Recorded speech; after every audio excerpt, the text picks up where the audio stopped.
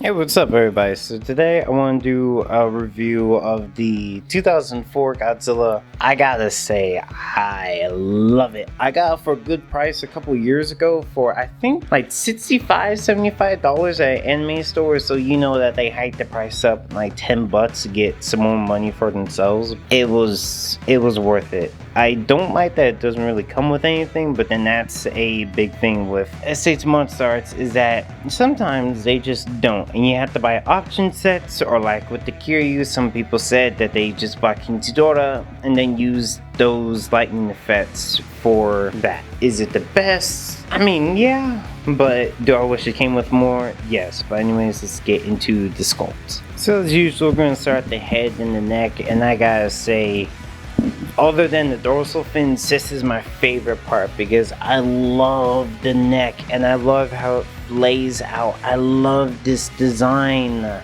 My only other favorite is Burning Godzilla, but this one, I gotta say, the Millennium series was definitely... I feel like this one was to put more fear and lizard-like appearances into it, and they nailed it. They nailed it beautifully. And then with the head sculpt, like the actual top of the head, I love how each of these spines is individually segmented.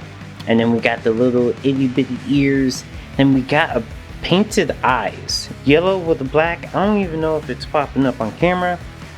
Like, they're very well hidden. I'm just happy that they put it in. I shouldn't say anything else about it. But then they also got the little nose, and then they got scales underneath, and that's amazing.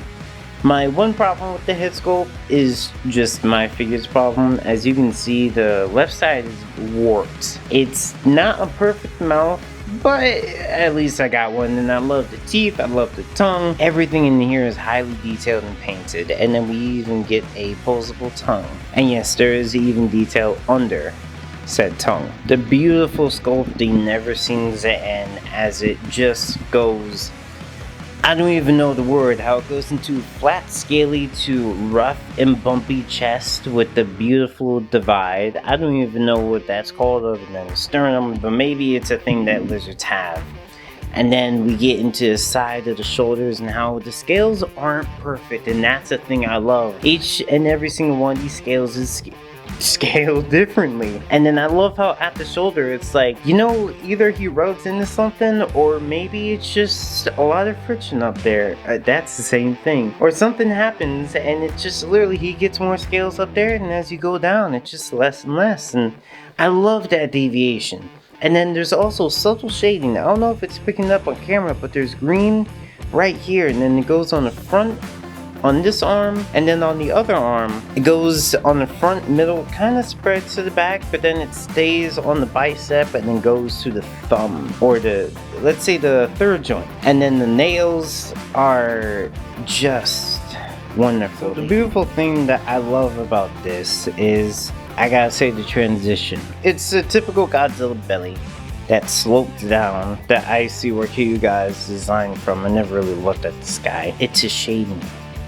And then the scales again are imperfect. It's wonderful. I love how they go in a line down. It's just literally following the lines of the body. It's amazing. And then there's shading on the front of the crotch. And then there's some on the thigh, just on the front, and then a little strip right here, if you can see it. Then there's some on the back, and then there's a touch on the knee. Then on the outside of the shin, a little bit on the mid knuckle. It's the front of the thigh again.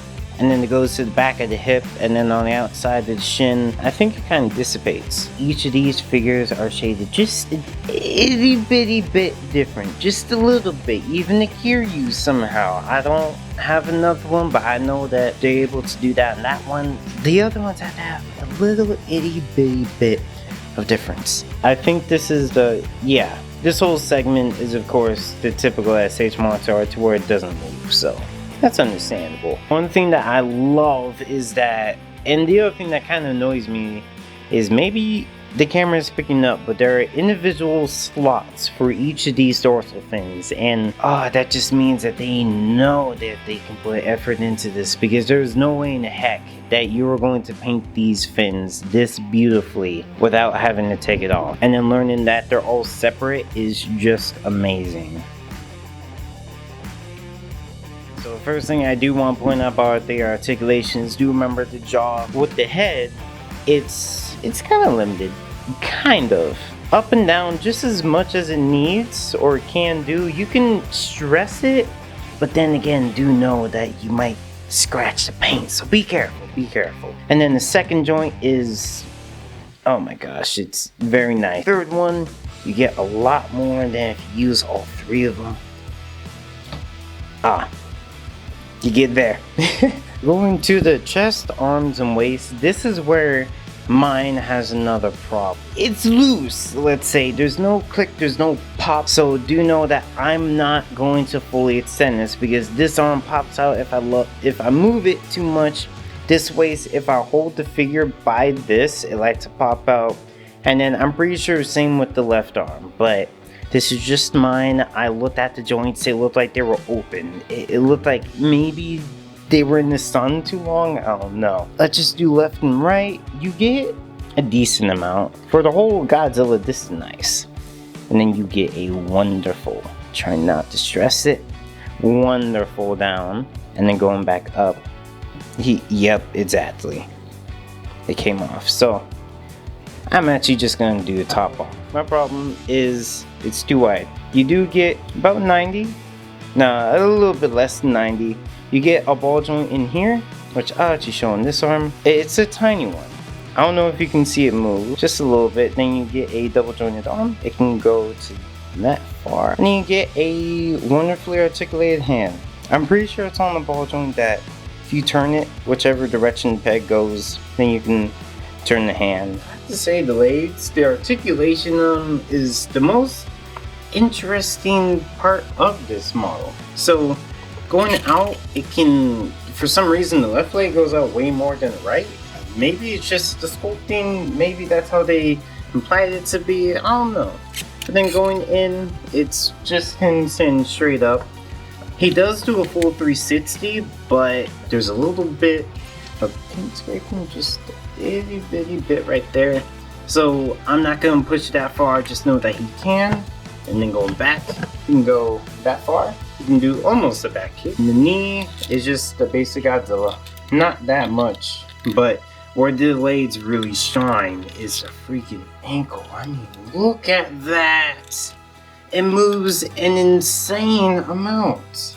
And that just means that you can get almost any pose, and thanks to the shin cover, it looks fluid. So the one thing I have to say about the tail is be careful of these two, because they do run in. If you want to rotate it, you just gotta pull it down and put it on the other side.